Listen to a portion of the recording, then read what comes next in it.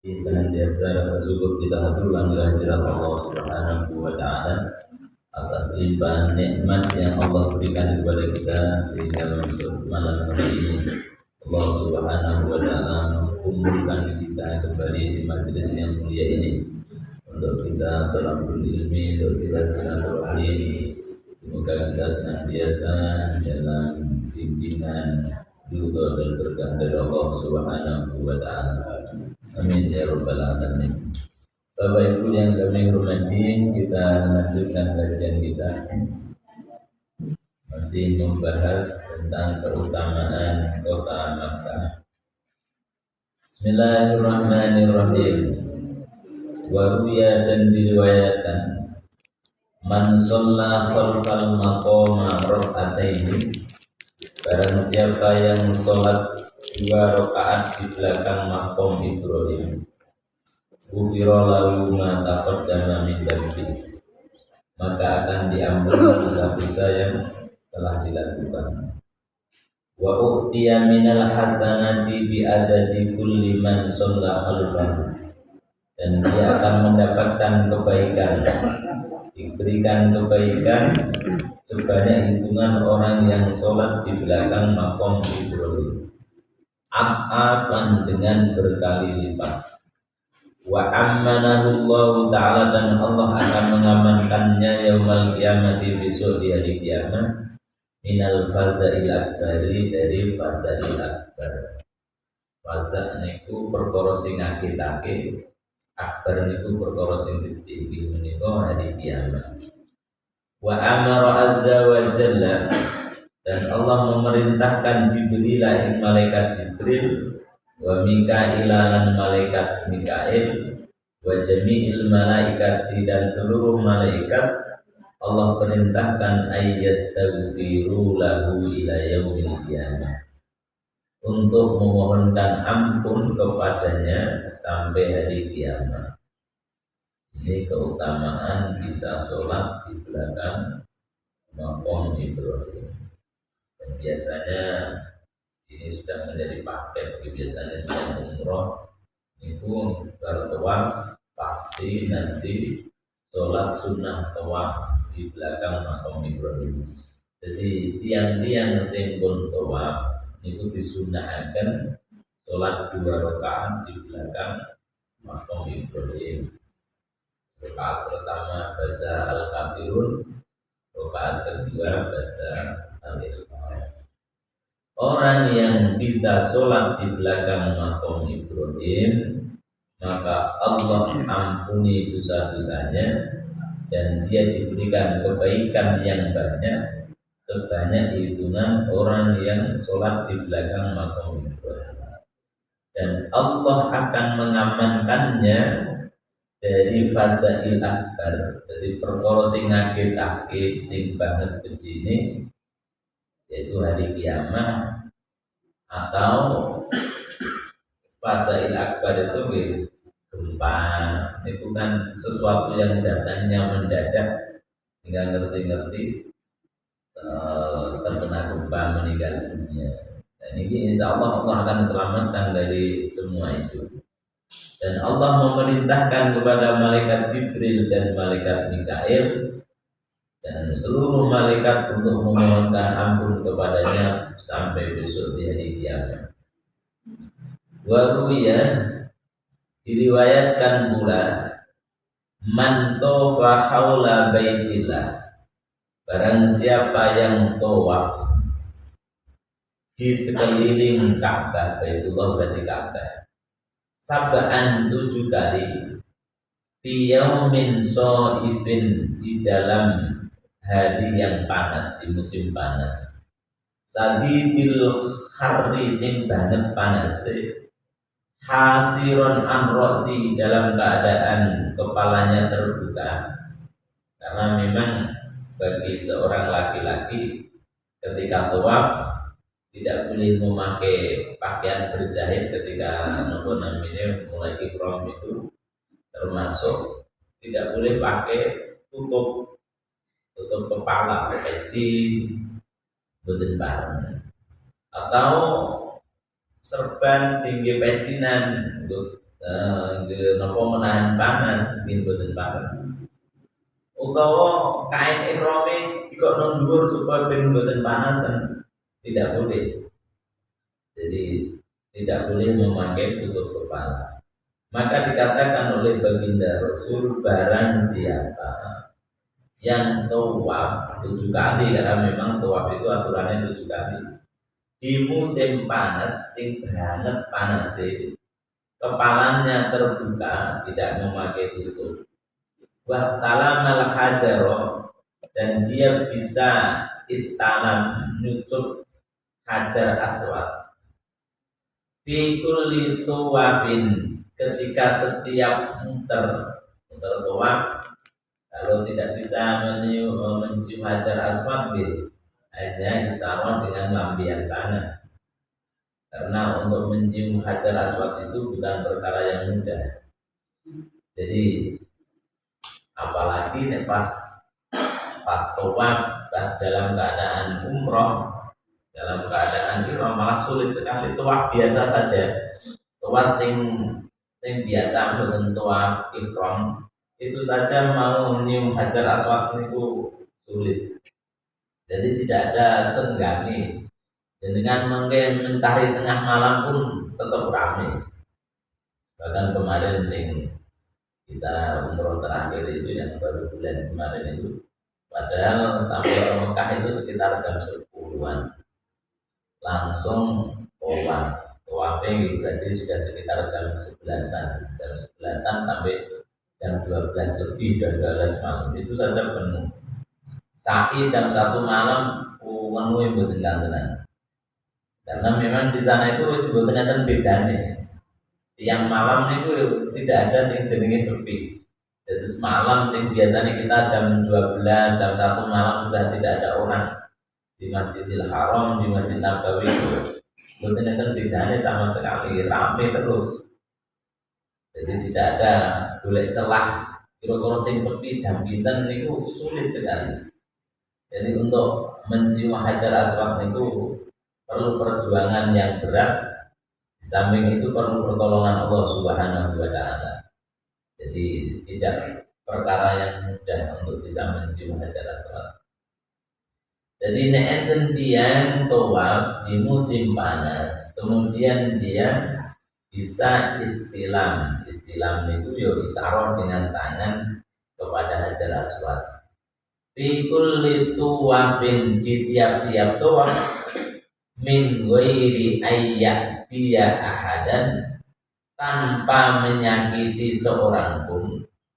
Jadi gak ganggu, gak menyakiti orang lain. Nah ini apalagi kalau ingin mencium hajar aswad itu kan rebutan Bapak Ibu. Orang kok terus nyumanggake ngoten niku mboten enten, terus monggo jenengan sing nyuwun kula tak wingi-wingi mboten enten. Semua pengen berebut. Nek perlu dorong-dorong, nek perlu narik-narik. Nek pokok santuke piye supaya bisa mencium hajar aswad. Dan ini terus bisa nyium hajar aswad tapi menyakiti hati orang lain kan. Gunane nopo kan? Mencium hajar aswad itu kan sunnah. Tapi menyakiti hati orang lain itu kan malah dosa kan. Mulane teng mriki dipun ngendikaken min ghairi ayyu dia dan tanpa harus menyakiti orang lain.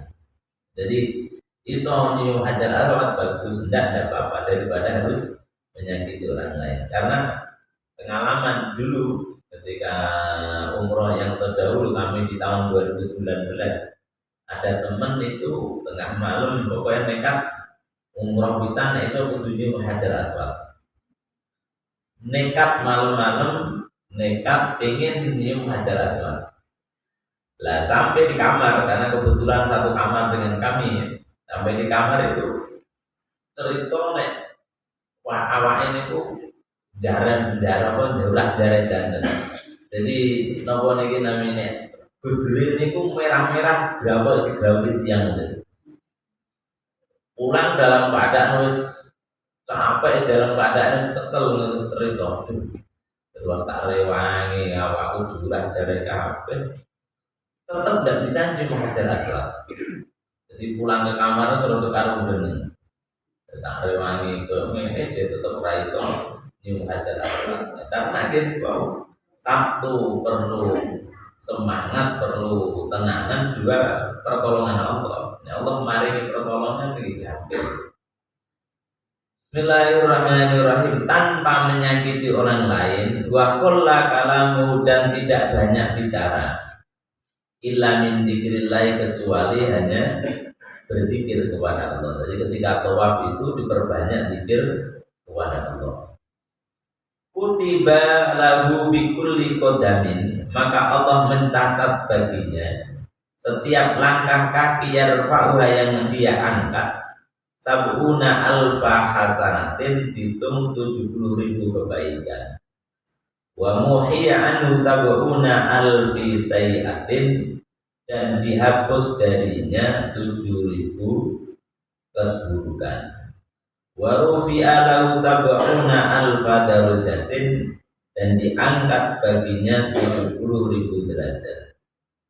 Wa fadlul masyi ala raqibi, dan keutamaan orang yang berjalan kaki daripada orang yang naik kendaraan, iku kafadlil qamari lailatal badri, seperti keutamaan atau terangnya bulan di malam purnama, ala sa'iril kawakibi, mengalahkan seluruh bintang-bintang. Jadi laku berjalan, sekarang naik kendaraan tidak bisa. Jadi dulu mungkin tua masih pakai ontar masih bisa, tapi sekarang dulu zaman awal-awal dari dibangun, dan sekarang di marmer kados ngoten jelas tidak bisa.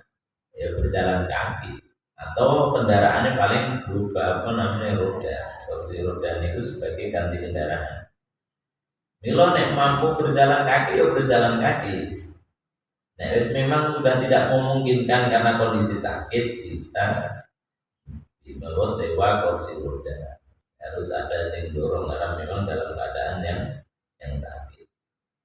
Karena memang ini kok perlu perjuangan bagi orang-orang yang sudah lanjut usia untuk tawaf ngoten itu, dia perlu perjuangan. Karena mengelilingi Ka'bah, kalau Ka'bahnya kan sebenarnya kecil, jadi paling terapi tak dalam ruangan niki lah, tak dalam negeri kita meter 11 meter ini kita meter di dalam 10. Kalau Ka'bah itu sekitar 11 kali 14 meter, kita 16 persegi. Itu 16 kali meter, pokoknya tidak persegi ya, agak pandai. 13 kali berapa? Oh, gitu. Dan berarti lebih besar kali ini, ini beda nih. Sama. 12. Lebih besar ini sedikit. Tapi kan saya muternya kan nggak bisa deket Ka'bah, serati ngatur masalah yang serati agak lumayan capek itu kan nggak bisa kita mendekat Ka'bah, karena dekat Ka'bah wil-wilan. Paling ngambil posisi agak menjauh dari Ka'bah. Berarti sekitar kurang lebih menghubungi masjid ini sak teras sak belakang, sekitar sak meter ini, sak masjid ini, tapi sih bukan dalamnya toh, sampai pol sana. Paling tidak seperti itu pun kalau bisa di lantai bawah agak bisa mendekat Ka'bah 7 kali, dan itu dia perjuangan. Jadi bagi orang-orang yang lanjut usia niku gitu tanom mawon nek ora kulo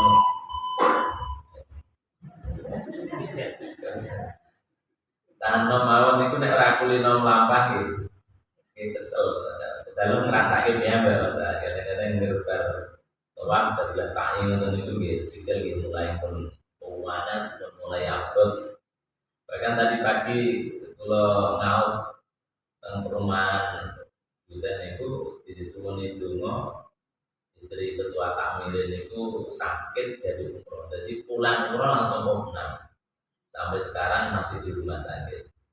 Ya, mungkin kecapean di waktu alam itu. Dan memang perjalanan umroh itu perlu fisik yang prima.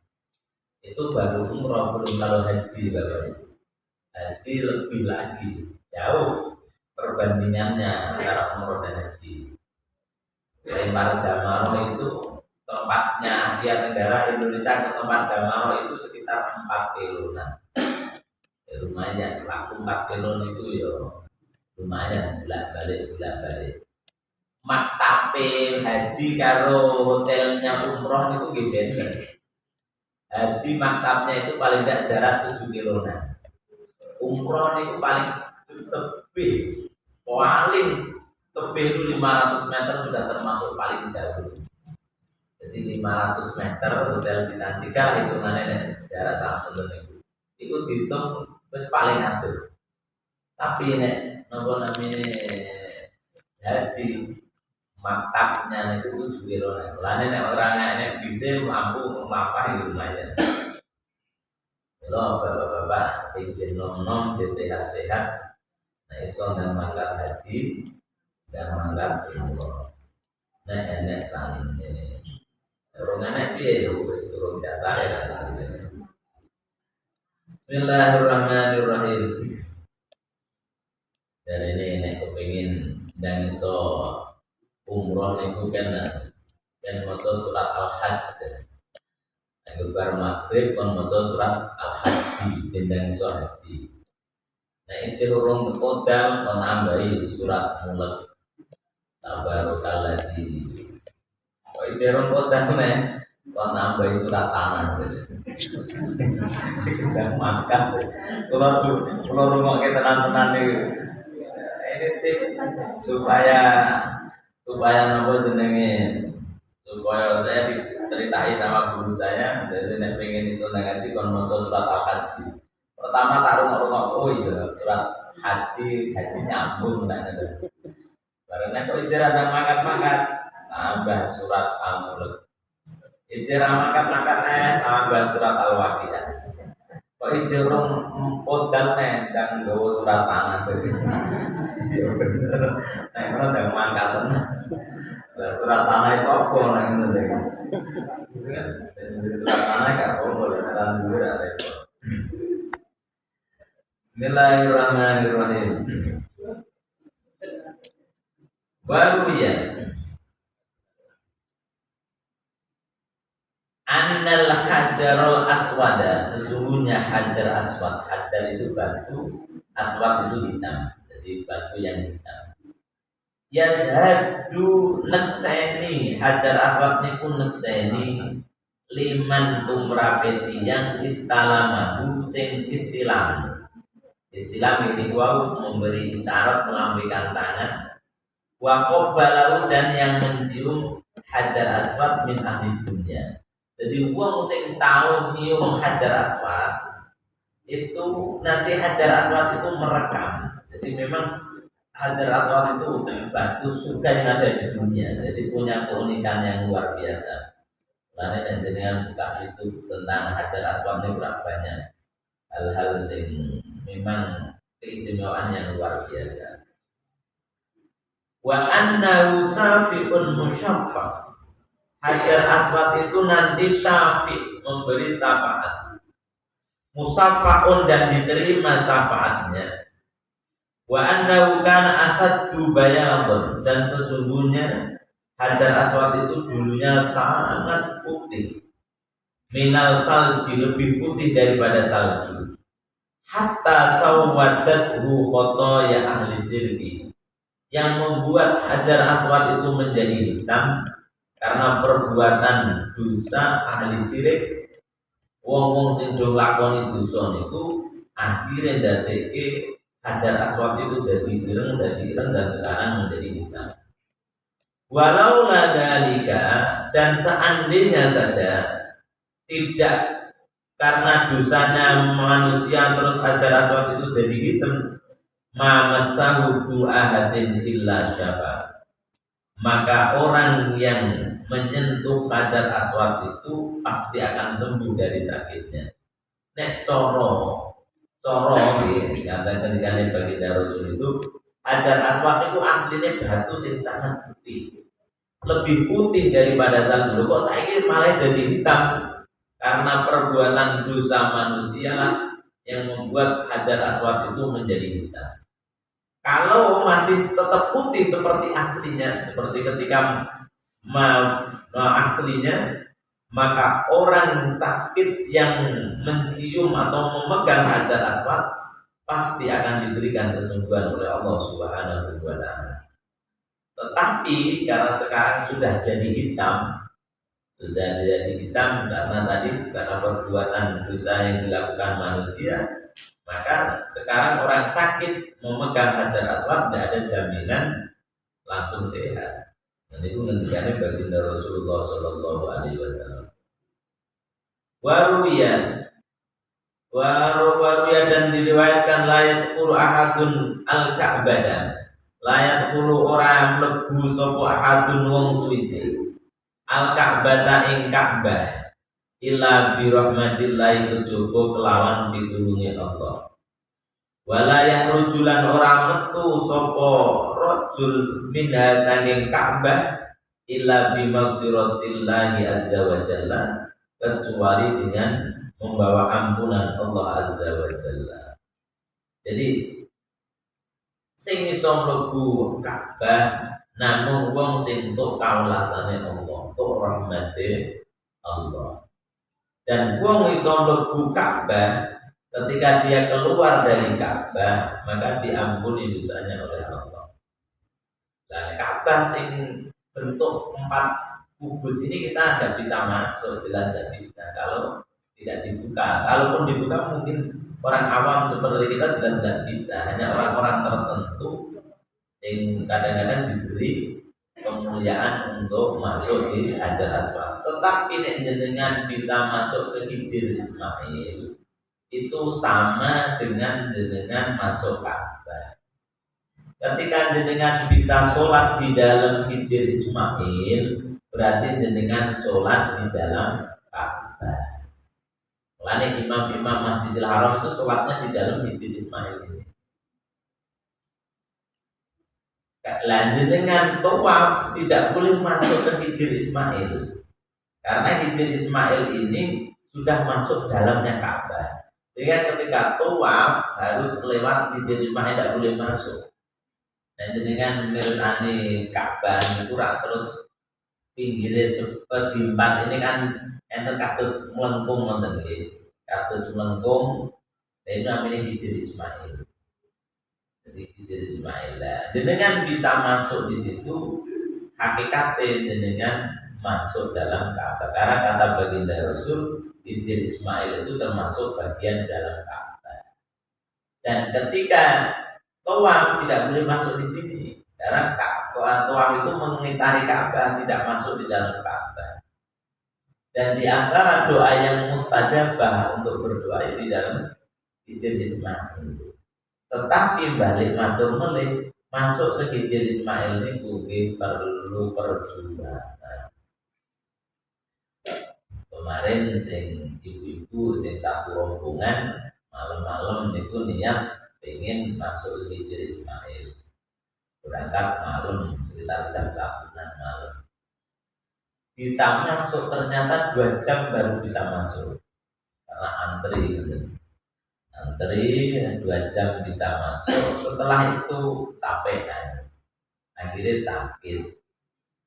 Ketika umroh yang ketiga harus gak kuat deret karena dalam keadaan sakit. Jadi toh udah sakit kok alasannya gini, gua malam-malam masuk di Hijr Ismail itu nunggu antri sampai 2 jam, ngadeg terus nonton susuan nonton ini mungkin kecapean gitu. Terus akhirnya jatuh sakit. Maka di sana itu memang semua perjuangan Bapak Ibu. Jadi kayak ngenteni longgar itu kayak dikira jam saat ini longgar, ternyata orang yang lain pun kira longgar. Akhirnya berebut mulai. Jadi ngenteni longgar kapan nonton itu sulit sekali.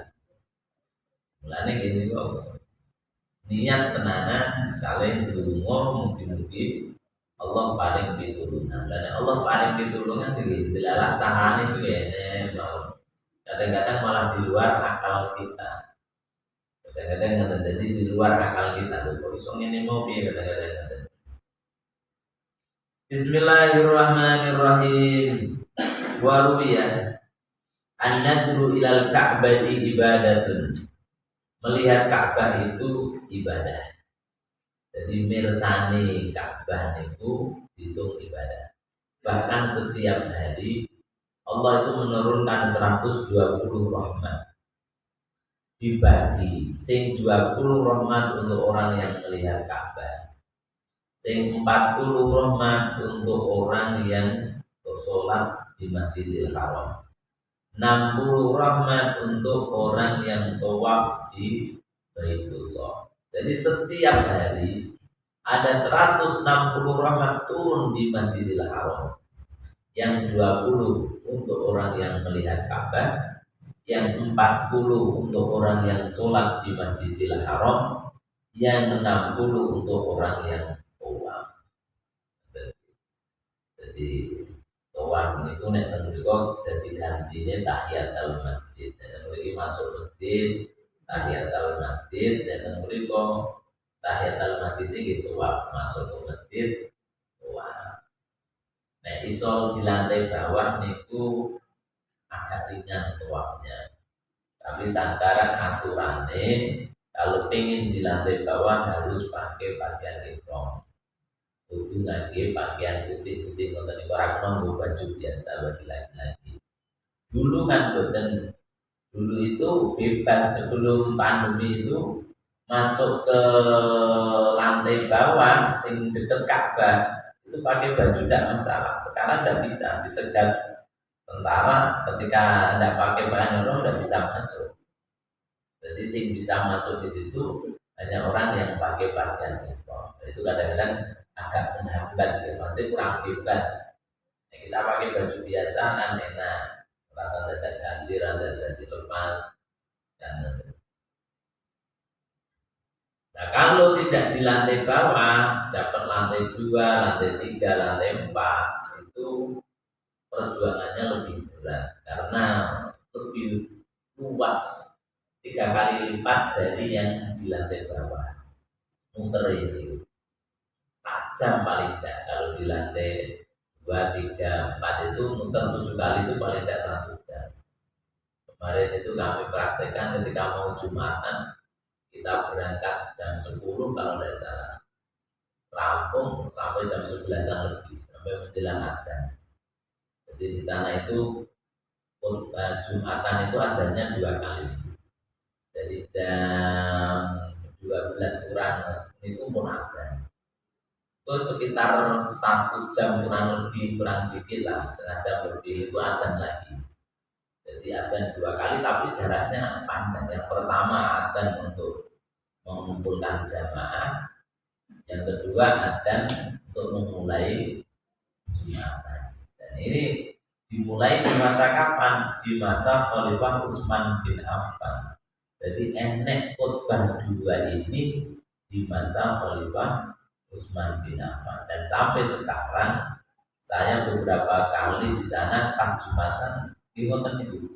Jadi adzan itu 2 kali. Adzan pertama selang lama ditunggu, itu mungkin lebih adzan untuk memulai Jumatan. Dan di sana itu nek pengen Jumatan harus awal berangkat kalau pengen masuk di dalam masjid. Orang kados kita teng mriki niku ra ngenteni adzan itu jek longgar. Bahkan adzan itu diadani ya jek piro sing kepala di situ. Kalau di sana lebih jam ini paling tidak jam 11, padahal adzannya jam 12. Jam 11 itu paling wis gak uman tempat. Paling wis sudah di pelataran, paling tidak wis di jalan-jalan. Nah itu loh kadang-kadang sing didake di sini dan di sana. Kalau di sana itu jamaah sing nunggu adzan, kalau di sini adzan sing nunggu jamaah. Koalisi kayak itu. Nah, nanti kalau itu sahur ngadzan itu nunggu suwi ngeten. Nek teng mriku niku dikire sakurunge salat, nek teng mriki dikire bar salat. Nek teng mriku niku ndungane sakurunge salat. Karena suwe buatan niku ra kata ditunggu macam-macam. Datang mriki dungane bar salat, wong soalé teko urung apa umat akeh teko lindungo ya apa ngene. Jadi serojo kewalik sithik. Jadi nek di sana itu lek nunggu salat subuh ning bar salat langsung. Ora enek terus dikir lah illallah la ilaha illallah. Ora enek ditendang wong ngoten iki. Wong bar salat langsung imame metu langsung ngluyuk nggone apa itu jenenge Ka'bah kabeh. Jadi wong wis don antri nang pinggir Ka'bah niki dieleki. Ku anggere wis rampung jamaah dan nyerbu nggone Hajar Aswad, nyerbu nggone Hijr Ismail. Dan juga pikir, lah tuh mendangi uang.